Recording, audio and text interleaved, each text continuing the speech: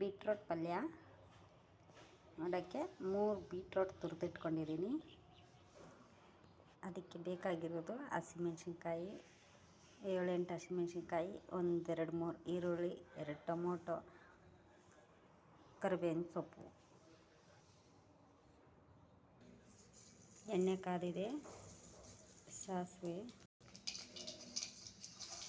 ಉದ್ದಿನಬೇಳೆ, ಕಡಲೆಬೇಳೆ,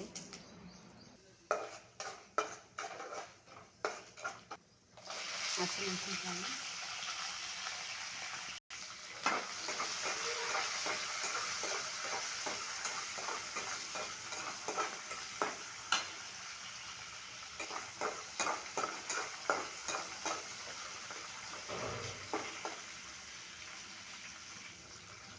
ಕರಿಬೇವಿನ ಸೊಪ್ಪು,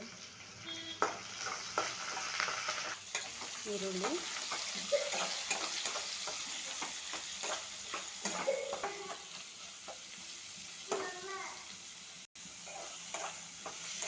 ಈ 5 ಮಿನಿಟ್ಸ್ ಚೆನ್ನಾಗಿ ಫ್ರೈ ಮಾಡ್ಕೋಬೇಕು. ಈರುಳ್ಳಿ ಫ್ರೈ ಆದಮೇಲೆ ಟೊಮೊಟೊ ಹಾಕ್ತಾಯಿದ್ದೀನಿ.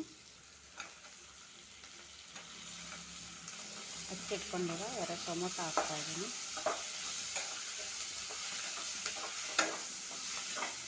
ಈಗ ಸ್ವಲ್ಪ ಉಪ್ಪು ಹಾಕಿ, ಟೊಮೊಟೊ ಬೇಗ ಬೇಯುತ್ತೆ.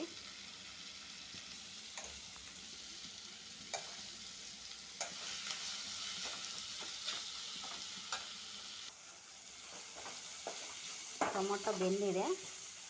ಈಗ ತುರಿದಿರೋ ಬೀಟ್ರೋಟ ಹಾಕ್ಕೊಳ್ಳೋದು. ತುರಿದಿರೋ ಬೀಟ್ರೋಟು ಹಾಕ್ಕೊಂಡು ಚೆನ್ನಾಗಿ ಮಿಕ್ಸ್ ಮಾಡಬೇಕು. ಚೆನ್ನಾಗಿ ಬೀಟ್ರೋಟು ಗೊಜ್ಜು ಜೊತೆ ಚೆನ್ನಾಗಿ ಮಿಕ್ಸ್ ಮಾಡ್ಕೊಂಡಿದ್ದೀನಿ. ಈಗ ಸ್ವಲ್ಪ ರುಚಿಗೆ ತಕ್ಕಷ್ಟು ಉಪ್ಪು ಹಾಕ್ಕೋಬೇಕು. ಉಪ್ಪು ನೋಡಿ ಹಾಕ್ಕೊಳ್ಳಿ. ಟೊಮೊಟೊ ಬೇಯುವಾಗ ಸ್ವಲ್ಪ ಹಾಕಿದ್ದೆ, ಈಗ ಸ್ವಲ್ಪ ನೋಡಿ ಹಾಕ್ಕೊಳ್ಳಿ. ರುಚಿಗೆ ತಕ್ಕಷ್ಟು ಉಪ್ಪು ಹಾಕ್ಕೊಂಡು ಮಿಕ್ಸ್ ಮಾಡಿ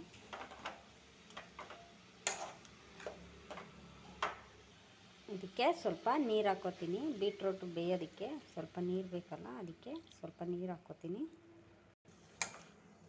ಸ್ವಲ್ಪ ನೀರು ಸೇರಿಸಿ ಚೆನ್ನಾಗಿ ಮಿಕ್ಸ್ ಮಾಡಿ, ಉಪ್ಪು ಎಲ್ಲ ಕಡೆನೂ ಹರಡೋ ಥರ ಮಿಕ್ಸ್ ಮಾಡಿ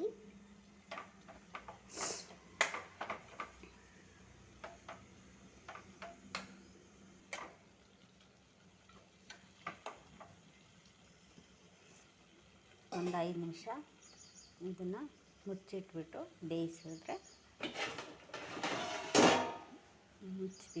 ಬೇಯಿಸಿದ್ರೆ ಬೇಗ ಬೇಯುತ್ತೆ. ಒಂದು 5 ಮಿನಿಟ್ಸ್ ಆದಮೇಲೆ ಓಪನಲ್ಲಿ ಬೇಯಿಸಿ ಇರೋ ನೀರೆಲ್ಲ ಕಡಿಮೆ ಆಗುತ್ತೆ, ಡ್ರೈ ಆಗುತ್ತೆ. ಈಗ ಫುಲ್ ಡ್ರೈ ಆಗಿದೆ. ಬೀಟ್ರೋಟ್ ಪಲ್ಯ ರೆಡಿ.